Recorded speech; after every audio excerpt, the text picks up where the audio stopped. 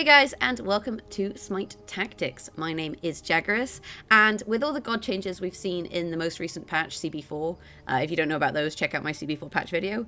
I want to basically update some of my previous decks, because a lot of the kind of archetypes are still prevalent in Tactics and on the ladder, but they maybe have a few changes because of gods becoming maybe stronger or weaker depending on the god. So today I'm going to be going through the Egyptian control deck that I quite like to play. And if you like this deck, don't forget to hit that thumbs up button, guys. So this is the deck here. I swear I changed this deck name. This is what I'm calling Furry Control, because if you've noticed, it's got a lot of animals in it. This is the Furry Control deck. So we're running Ra as our leader. Basically, because leaders can now attack and use their ability, which makes Ra's heal even better. I think Isis's protection is nice, because, you know, you can protect yourself or some of your smaller units for 1 mana, which is really nice, but I just feel like the heal is so useful that it makes sense to run him. So it's still a control deck in that, you know, you have both of your executes, you've got your Sunders, you've got your Magma Slams, and then you've got, you know, like your Annihilation and your Phantom Grasp. This is a very expensive deck in terms of legendaries. We've got 4 of them. But you'll notice, like, we're not running Fire Imps, for example, anymore, which I like to do because then, you know, Minion Recruiter is effectively useless. I know people do like to run Minion Recruiter in this sort of deck, but I've actually decided that I think the better strategy, especially as a lot of people who know about Minion Recruiter don't actually run that good minions, is to be very kind of god-centric, which you'll notice here. And this kind of makes the deck a bit of a hybrid between a mid-range god deck and a late-game, you know, control deck. Yeah, so we've got Sobek. Sobek now, every auto attack throws. So, and if he throws a melee unit, he doesn't get hit back. So the attacks throw the enemies up to 2 tiles behind Sobek, and then if it's a melee unit, that they don't get hit. So he's still, I think, really good. Bastet, I thought wasn't going to be as good because, you know, with the cats, you have to, you spawn them when you die, whereas previously you could just spam spawn the cats. But actually, Bastet's such a pain because she's a 3-cost 2/3, and then as soon as you clear her, there's then 3 1/1s on the board. Like, I think she has a lot of value. Anhur is another god I think is really good because his attacks, they knock units back 2 tiles, and if the tile is occupied, the unit is stunned. And then if the unit is stunned, if it's a ranged unit, it then won't hit him back. So you can kind of just, like, spam attack units and just, like, chain stun them if you've got something to knock them into. And, like, if that tile is occupied, it could be, like, occupied with another unit, for example. Like, maybe you could move one of your Bastet cats behind him, and then Anhur just starts stunning them, which is amazing. Execute is just such a good card. You'd be silly not to include it in any Egyptian deck. Neith is a 4/4, and now all of her attacks root. She, again, feels very strong. Anubis is amazing. He is a legendary card, but now when you spawn him, you can deal 3 damage in a target area, so 3 damage in a line on the turn that you spawn him, and then he's also a 4/5. And then we've got Book of Thoth. Book of Thoth is like if you have control or you need to find more control cards, it's really nice because there's so many Egyptian items that are, you know, incredibly strong. You get a choice of 3, and so many times I've had like triple Annihilation or triple Phantom Grasp or like 4 executes through this card. It holds a lot of value because you get 2 of whatever you discover. So that's kind of crazy. Then, you know, we have Annihilation, deal 3 damage. Phantom Grasp, steal a unit. Just yoink a unit is really good. And Book of the Dead, spawn 3 random gods from the grave. So without further ado, we'll jump into a game with our Furry Control deck, and I'll show you it in action. The sun has risen once again. Okay, so we're up against Norse. Norse is, I think, a little bit overtuned these days with Odin's leader power. They can definitely kill you very quickly. We definitely do not want 2 Book of Thoths, but a Sobek is really nice here. We got Anubis, who will be good late game. We got Bastet, and we got a Sunder. So I feel like we're actually in a pretty nice position here. Where can he get to? He can get to here. I think what we're going to do is just move forward 1, and then we'll spawn up our Sobek and end our turn. The thing is, like, if you don't have anything good on your turn, you can attack and then just heal yourself. So then, you know, the damage that you took doesn't, you know, trigger, which is nice. And we'll see what he chooses to do here. We have Bastet in hand as well, which is nice. So we have a few options. So the problem with how he's placed these units means that if I attack one, the Sobek will throw it to here, so then it will attack me, unfortunately. Unless, of course, we move back with Ra, we take out this unit, we move Sobek to here and attack, and this time, whee, there goes the throw, and you'll see that Sobek took no return damage. And then we'll plop Bastet down here to kind of protect me a little bit from Odin, because you just want to keep Odin away from you, at which point we can now end our turn. And you can see here we've actually managed to get board control in the early game, and Odin is choosing to run away. And the thing is, if Odin chooses to run away, this is so good for us. He's wanted to put a Scardy in the back line, but when we top deck a Magma Slam, you know, it's a pretty nice day for everyone. We'll start moving our units forward. We'll move Sobek to here. Because we can heal them with this 2 remaining mana, right? And we can attack. So we come in, we attack, and then we use our heal. And, you know, if these guys had been injured, they would have then gotten healed. And end our turn. And you can see we've already got this Odin on the back foot. Though, you know, we have to still be a little bit wary of different strategies that he could employ. So there's a Fate.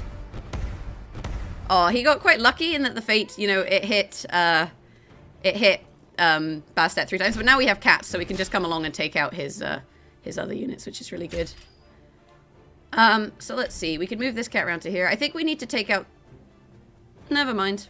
We win. Well, that was a short game. Okay, we'll jump into another game, and I'll try and show you guys the deck in a little bit more depth. The sun has risen once again. Okay, so we've got an Egyptian mirror, sorry. These usually go on quite a bit. We don't need Phantom Grasp or Book of the Dead, Book of Thoth. They're late game cards. We'll keep Sobek and Magma Slam for some nice board presence. And this is actually a lovely starting hand. You know, we can play Sobek on turn 1, we can play Bastet on turn 2, we can play Anhur on turn 3, and we have a Magma Slam should anything problematic show up. Interestingly, she chose to run away. I guess this means we should kind of start moving in. I mean, I could summon Bastet this turn, but I think what we'll do is we'll summon up our Sobek and then end our turn. He's far away from her, which is annoying because it means that she can, you know, she can run away. But if she runs away, she can't hit him anyway. So we need to get him closer. And 9 times out of 10, they're going to hit your Sobek before you hit them with it. And that's okay because you can always heal them with your Ra. But it looks like this Carrot Cruncher doesn't have the cards that they necessarily need early on. They might have a handful of, like, late game cards. I guess that's maybe a Sunder or there's a Magma Slam. I honestly don't think Magma Slamming a Sobek is a worthwhile endeavor. But, you know, it is what it is. She made that decision. And that's fine for us. We'll keep coming closer. Basically, we're just, like, charging forward. We'll summon up our Bastet. And we will trade. Because we have the heal, I'm quite happy to trade damage here. I don't feel like I have to be too kind of wary of anything that she might do. We'll kind of see how this goes. Like I say, it's a bit of a slow matchup just because the Egyptian has a lot of clear, so she's going to clear what I summon, I'm going to clear what she summons. But at least with Bastet, you know, you get 3 cats after the clear, so then you still have, you know, something to be effective. And you can use them to also body block, so if she moves towards corners, we can potentially try and trap her in.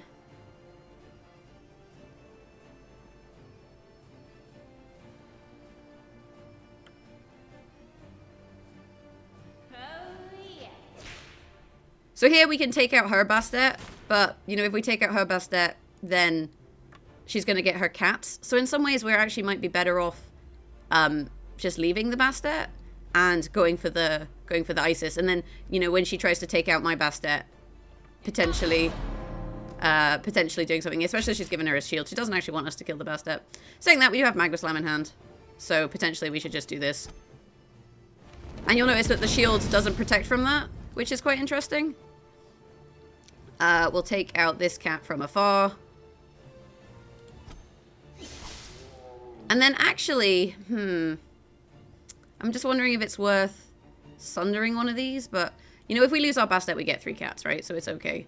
I think what we'll do is we'll just take out a cat.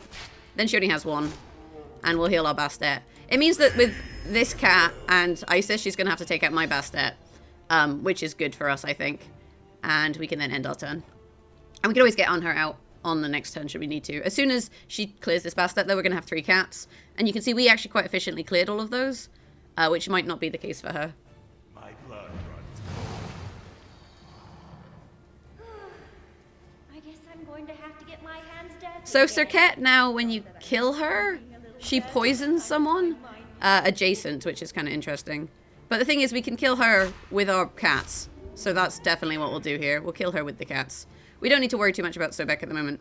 So we'll probably pull up Anhur, who's quite nice. Or Neith. I think we go for Neith, right? No, if we go for Anhur, we can actually also take out the Sobek. So let's grab Anhur. Let's just take out this Circuit. Because this way, you know, we're going to kill these cats, so then her effect doesn't really bother us. Then we can Sunder. We could have actually, you know, Neith with the mana potion and done this, but it is what it is. Boom. We now have board control, and we end our turn. And we have, like, Neith and Anubis in hand. So you can see it's a much more kind of god-centric clear deck. We clear everything, and we summon lots of gods. And that's her using her execute on a what was that? What's it called? Anhur, which is really good for us. On the next turn, we're going to pull up Neith. The reason we're going to summon Neith over Anubis is Anubis's Warcry is really good. It can hit multiple targets, whereas Neith, we can basically set her up like so, and then, you know, she's only going to hit one target, and there's only one target on the board, so I'm going to hold off on playing Anubis for the time being. We could mana potion and heal ourselves, but I don't think it's worth it at this stage in the game, because that mana potion could be really big later on. And you can see, like, Isis is having to play very reactive to all of our gods, and I feel like she's probably finding that quite difficult, in that she's not able to... She's having to clear everything, and she's really not had much board control at all. Even though we're on the same amount of health, I have, you know, a unit on the board and she doesn't. And we can execute that. So you can see she's trying to make it harder for us with the Neith. This is people like Osiris. I personally don't, you know, rate him that highly. I mean, he's a 5/7, but I just feel like, you know, our ranged units are generally a lot stronger. So we're just going to straight execute this. Problem solved. We'll spawn up a Bastet here to just, you know, guard the Neith a little bit. We will attack Isis. And I'll attack her with my Ra as well. That's fine. She's down to 8 health. And again, we still have that heal in hand, so, you know, I'm feeling pretty safe. We've now got a lot of gods on the board. And we still have Anubis in hand, who can deal 3 damage. So, you know, unless she can clear my units this turn, we win. Which she can't. She's played Book of Thoth, which means she's kind of trying to find cards and hoping that we don't win.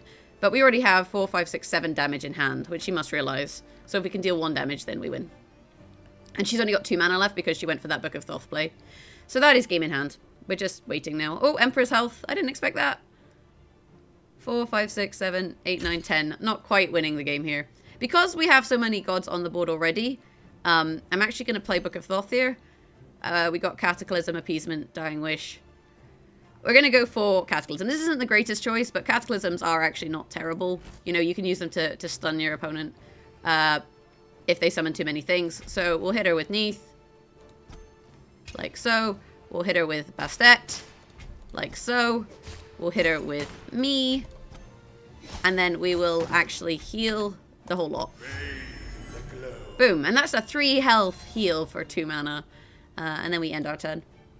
I mean, like I said, we could have gone for Anubis here and got her down to 2 health, but I feel like, you know, we would have to play another turn anyway, and having a few more cards in hand, especially cards that she doesn't know about, is quite effective. There's an execute. And we'll get cats actually here, so we're in a pretty nice position. There's Geb. I don't rate Geb so highly anymore, just because, you know, each turn he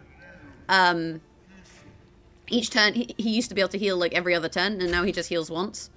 Which I don't feel like is as effective. We've got 3, 4, 5 damage in hand. So we could clear the Geb. I think we clear the Geb and just keep board control. I mean, we can stun them, so we won't take any return damage, right? So let's do that. We'll move me out of the way. And come in. And hiya! And then the Magma Slam. Hiya! And then the Sunder. Hiya! And we still have 2 mana to heal as well. And then we can also attack Isis. And everyone gets a heal. And she's stunned now as well, so she won't be able to run away next turn. And we've still got, you know, Anubis in hand, should we need to play him. I'm just, like I say, I'm just thinking that she might play more units. And if she plays... There we go, more units. Now you can see the value of Anubis, because we're going to use Anubis to clear both of these in 1 turn. And that's what we were kind of holding off for. Is just to see, you know, when we can play both of these in a more useful way, I guess.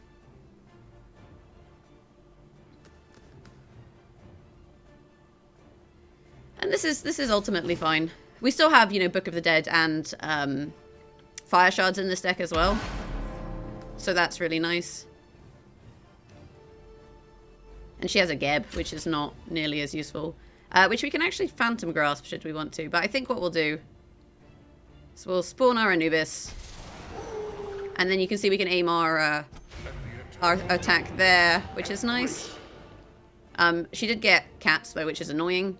But we can always Cataclysm those in a big group and take them out. So I think what we'll do is we'll Cataclysm this lot so that they're all stunned. And if he's stunned on the creep, he's going to take, you know, more damage. And that was another option we could have done to try and do 6 damage to Isis. But as this is, I think it's fine. We'll take out this cat with the Ra. And I think we'll actually just go for... We'll go for face on the Isis. I think this is a good call. And then we can end our turn. So I think we're in a pretty nice position here. I mean, the Book of the Dead was nice, but, you know, she's only got 1. She's unfortunately had an execute. I think she must have drawn executes from her, potentially from her Book of Thoth, because she's had that many freaking executes this game. It's been kind of crazy. So we've got 3 damage in hand at the moment, and a Phantom Grasp. So if she spawns anything particularly good, we can always take it from her. Potentially the Geb, just so that then she doesn't have board control. She's going to clear our Bastet, but then we get cats, as you can see. We can trade one of these cats into this. I was going to say we could trade the cat into this, but we're not going to do it. We're just going to Annihilation, you guys. This will hit the cat. It'll hit Isis down to 5. And then we've got, you know, all this damage in hand for Isis. And again, I'm not too worried about her Geb. We may as well just try and hit her in the face.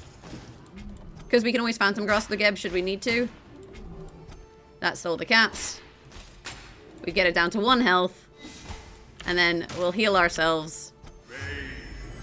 Like so. And end our turn. And again, if she summons anything particularly strong, we can just take it. But Book of Thoth will only give her clear items. It's not going to give her, you know, means to win the game. You can see she's trying to block me here. So her plan is to just try and, you know, keep me away from her. She can use her leader ability to protect herself, I believe. Unless it got changed. I'm not 100% certain. But she's really just trying to buy herself a little bit of time with 1 health. And you can see there, I'll put this here to block. But we can Phantom Grasp it. And as soon as we Phantom Grasp the Geb, we can actually just go through him. Which is nice. Because the thing is, I need to be within 4 squares, so I think I need to be 1, 2, 3, 4. So I need to be where the Geb is standing, basically. And she's like, "Oh, I know, I'll stop the Geb from being taken." But all in all, it doesn't matter. We'll take him, we'll walk through him, and we'll hit her in the face. And that's game. And that's kind of the control matchup. I really do think that Ra is a better leader than Isis. Like, you saw just how valuable my leader ability was there, in terms of healing units. You know, I got heals for like 3, for example, in one go. It's a very strong ability, especially with the attack. And hopefully you got a little bit of an idea for the early game in that Norse matchup, even though it was a relatively short game. But yeah, that's kind of how I feel like Control Ra is at the moment, or Furry Ra. It's definitely very kind of god-centric now, which I think is really nice. I think it kind of improves the matchup a little bit, against some of the other pantheons. You know, you have a bit more early games, so stuff like Norse maybe isn't as good, and Greek. But Greek, I think, is in a bit of a poor place right now. But if you've liked this video, like I say, hit that thumbs up button, and maybe subscribe to the channel. If you want to catch me live streaming, whatever this game is, Smite Tactics, there we go. You can find me on Twitch at twitch.tv/Jaggerous, and you can find me on Twitter at Jaggerous. Thanks for watching, have a fantastic day, and hopefully I will catch you guys next time with another deck and another video. Bye!